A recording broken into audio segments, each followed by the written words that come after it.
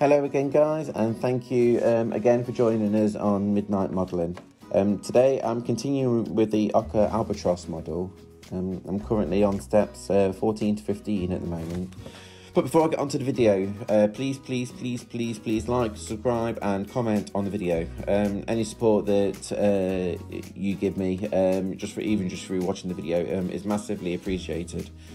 As I said before, I'm a beginner in both scale modelling and also in video editing, so any feedback that lets me know what to correct going forward, how I'm doing and what I need to do, as always, is sort of massively appreciated, because I am sort of going blind with some of this and just watching what other people are doing. Anyway, during my last video, I bent the bulwarks using my planking iron. But now that I've got the right shape, as you can sort of see in the curve of them on here, during this video I'll be attaching the finishing planks onto the inside of the bulwark. But first I just need to sand, file and tidy them up recently, as what I'm doing here, just sort of filing and tidying up the holes sort of where the cannons will be pointing out of them.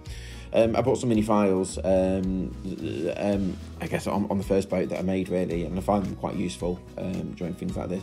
I used to sort of battle with sandpaper, but spending the money on the files was quite useful.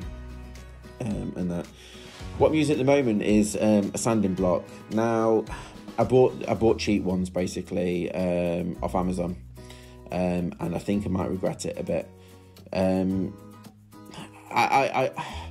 The first time I've used sanding blocks. Previously, like I said, I just used sandpaper or the files. But the blocks, they're kind of like sponges.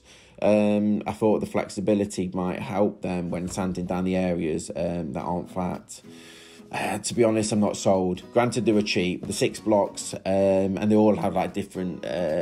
I don't know what the saying is, but how it says 180 on the end here, they have different sort of gradients of the grit that are on them, and that. I bought 6. Each one had a different gradient, I guess. And it cost me just over £5. But I found the grits coming off far too easy on them. And that, I suppose, if you have a look on sort of my cutting mat, you might be able to sort of see it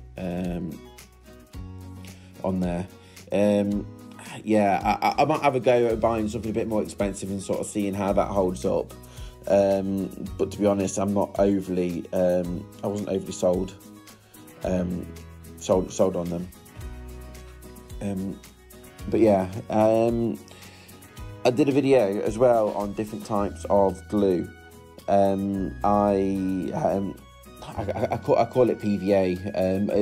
Some people call it white glue. It's kind of cheap and it does the job. It doesn't dry too quickly. That's the glue that I'm going to be using to stick the finishing planks onto my bulwark. Here at the moment, you can sort of see down the curve on it. Please check the previous video, sort of how I went about that. I got a lovely comment about how it, when someone did it, it broke near where sort of one of the holes are, sort of in the side of that. Thankfully, that's not something I really experienced, but I was very delicate. Tried to be very delicate, especially with on the first couple of them the holes. It's kind of where the bend is going in, and that. So it didn't break. So that's nice, and that. Alright, so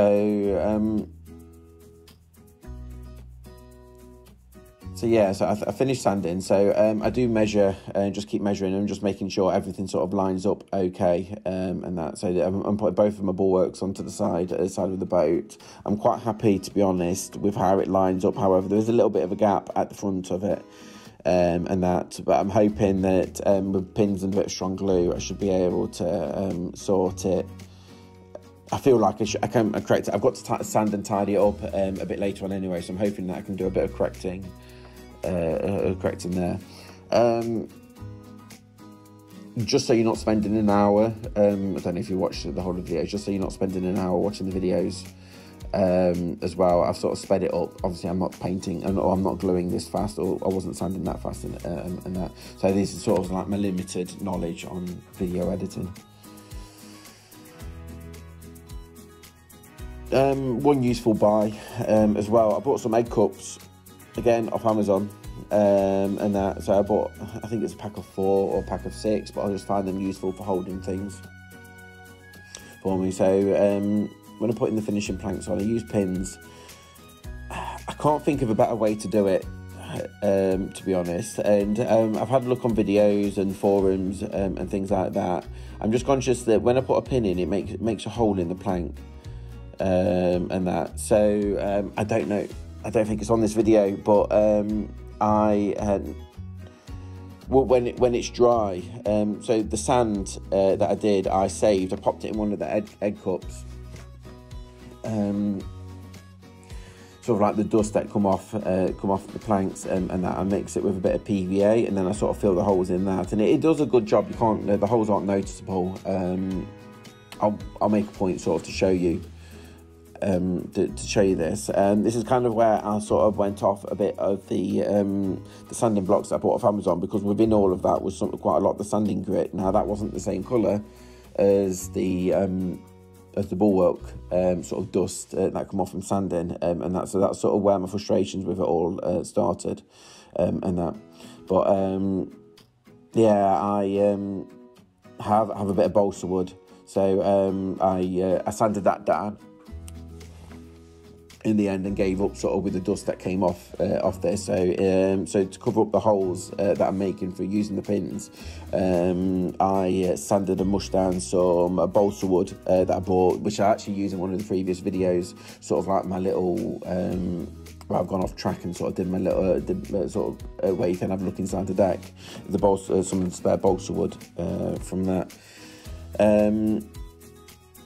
Yeah, so I mushed all of that down, mixed it with it was really a tiny bit of glue, but I used a bit more, and that's what I used sort of to fill the holes in, and that. The glue, when it dries, it doesn't dry white, it dries clear, and then I sand it all down anyway, so any sort of glue that's sort of on the top of the finishing decks, I sort of, I'm able sort of to get rid of it quite easy, and that. It not drying very fast, the glue not drying very fast is quite useful. It just means I've got a minute or so sort of just to play around with it and squeeze in the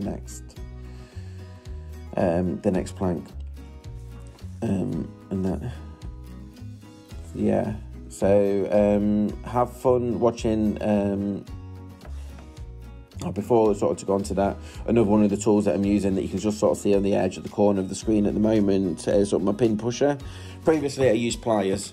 I'm putting it, I had a small pair of pliers, but I misplaced them, to be honest. I had this pin pusher, but I wasn't overly fond of it, and that. But I lost my pliers, and anyway, now I have to use. So I gave it a go.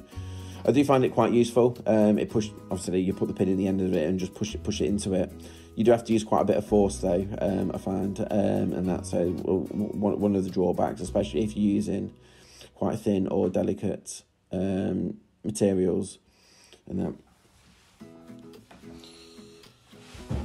But anyway, thank you very much for listening to me and getting this far on the video. Please, as I said at the start, please like and subscribe. Any sort of help or guidance that you can give me on these videos is absolutely massively appreciated.